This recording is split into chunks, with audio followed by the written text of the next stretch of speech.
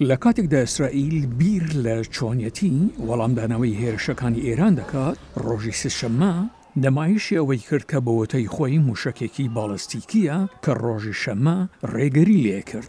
یەکێکە لەو سەدان موشک و فڕۆکە بیفڕۆکەوانەی کە لەلایەن ئیرانەوە هەڵدەرابوون. ئیسرائیل بەڵێنی داوە وەڵامی بداتەوە.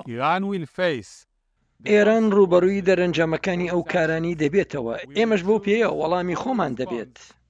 ئیسرائیل تەنها زیانێکی کەمی ڕاگەیان دوای ئەوەی بە هاوکاری ئەمریکا و هاوپەیمانەکانی لە ناوچەکەدا ڕێگەری زیاتر لە 300 موشک و فڕۆکەی بێفڕۆکەوانی ئیرانی گرت.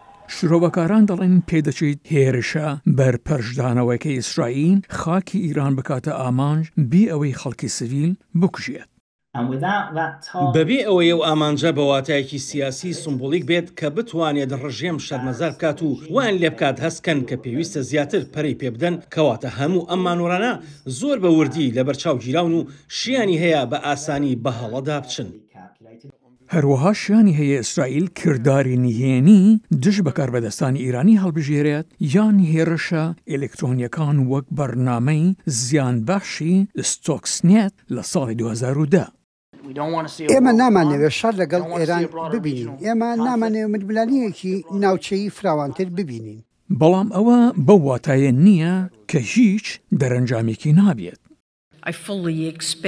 من بە تەواوی پێشبینی دەکەم لە چەند ڕۆژی داهاتوودا هەنگاوی سزای زیاتر لە دژی ئێران بگرینە بەر.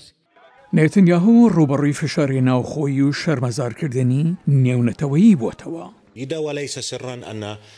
شاراوە نییە کە سیاسەتی سەرۆکوەزیرانی ئیسرائیل ئامانجی فراوانکردنی ململانیەکەیە بۆ ئەوەی ئەو فشارە پەرسەندوانی لەسەرێتی لەسەر ئاستی جیهانی لە ئەنجامی ئەو کوشتن و شەڕ و وێرانکاری لە غەزە ئەنجامی دەدات کەم بکاتەوە.